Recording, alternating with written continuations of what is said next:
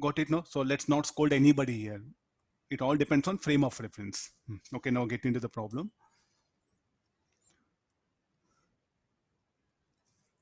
Okay, this is the earth here.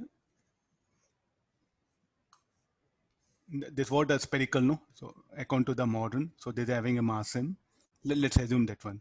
So what is the acceleration due to gravity here? Same acceleration, allow the same acceleration due to gravity. So what field I'll experience here? Gravitational field E1 is equal to gm by r square.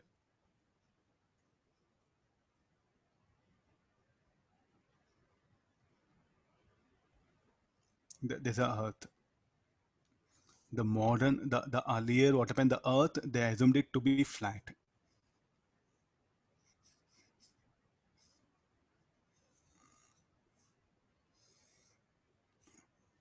Thickness of that, let it be h.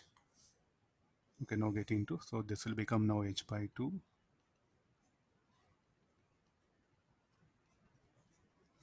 Now, what you should call this also Earth, flat Earth. This what? Spherical Earth. Okay, no. So now what was earlier density? Rho.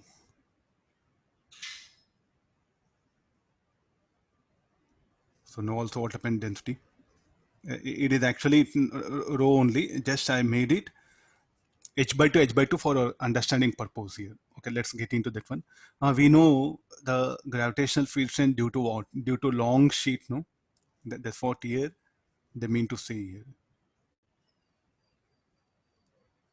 Assume that the density is uniform and equal in two models. Can you remember the last paragraph? So because of that, I'm putting same density. The question conditions are given. That's why I'm just following that conditions and I'm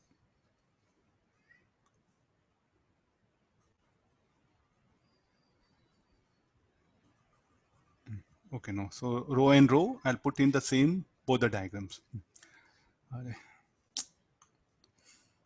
No, get into this one. So do you know field strength due to this such a flat Earth? We don't know, no. So what is the thing? How that H and R are related? That's what he's asking.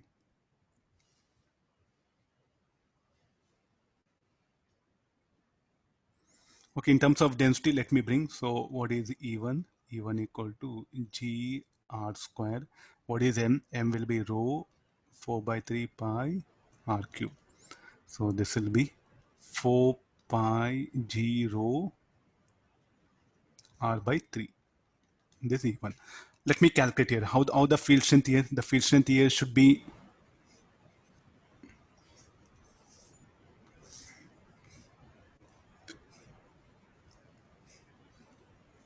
uniform.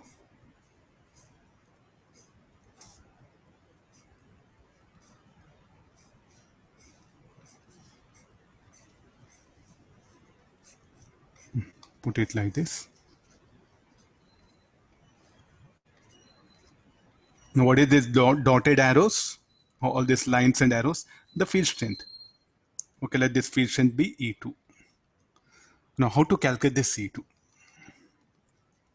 I think can we go for integration? No. I told you some Gauss law. No, Gauss law is the more suitable thing for that particular Gauss law. What happened? I am going to assume a Gaussian surface.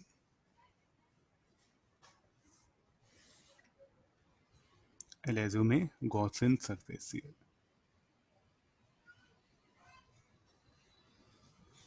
You can draw anywhere. Let me draw only one cylinder. There'll be enough here.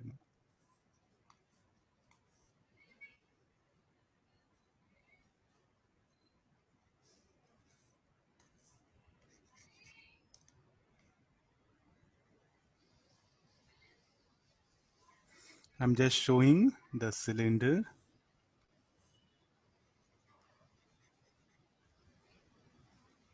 Now, what is this cylinder? Gaussian cylinder. Now I think, can you apply Gauss law and predict what is that E2?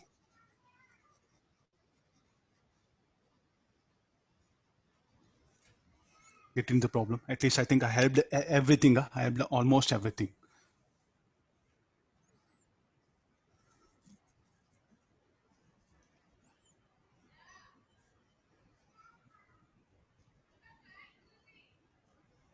Where we have to find out on the surface is asking, no? It is like on the surface is asking what value of h is needed to allow the same gravitational experience on the surface of actual Earth. What you calculate this E2 here should be equal to E1. So what should be the permitted value of h? That's what the question. Is it Gaussian surface? What I assumed is correct.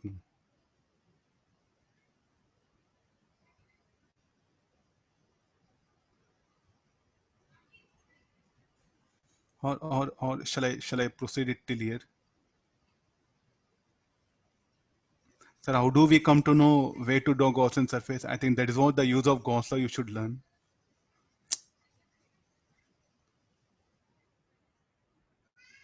That's what the use of Gauss law you should learn, no? Okay, no. Okay, there's a Gaussian surface, I extended. Let's come for this one. But where is the field needed? The field is needed here, no? The field is needed at this particular point, am I right? No, not this one. The field on the surface, just here, like at this particular point is the field. We know it's a uniform and on the surface is needed. So that any person standing here should experience the same aggression due to gravity. At least now I think you got it. So therefore now, what is our interest? Our interest is not like a outside. We know outside it will be variable. It will be variable. We are not bothered. We are bothered on the surface here. So therefore, shall I extend Gaussian surface from the center, from midpoint to till somewhere infinity, or only till surface? Till surface. So therefore, this has to be taken out. Just making you to think on a problem here. I could have directly do diagram and say, okay, this is the answer. Okay, this is the thing now. Come for this. This is a Gaussian surface. Now, what is delta S? This is a delta S. Now, let's write the E2 here.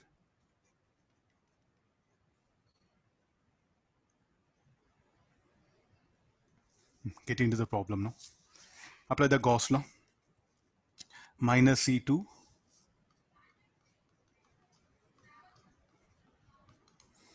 by 4 pi G into net mass enclosed.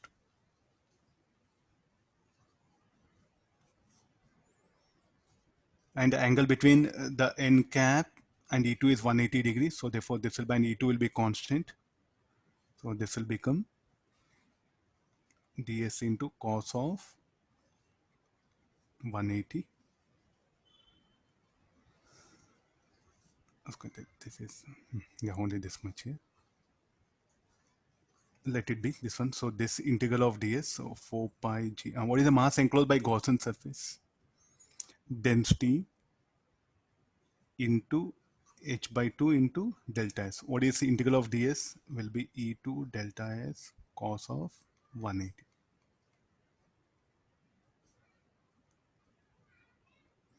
Rho h by 2 delta s. So this E2 will be how much it is equal to? 2 will be there. So 2 pi g rho h. So I'll equate these two. It's telling both should be equal. So if I equate both, 4 pi g rho r by 3 should be equal to 2 pi g rho h.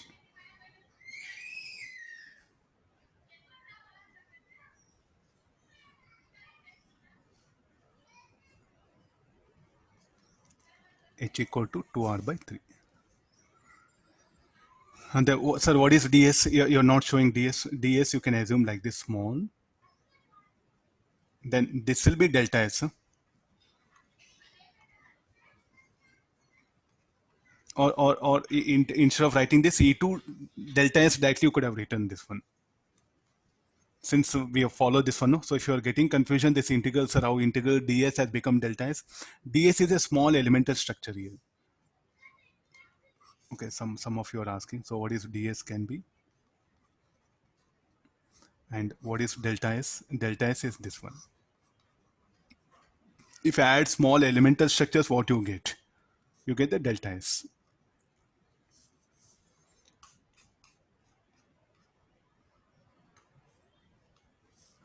Yes, I think already we know the same concepts are being applied. No, take the question.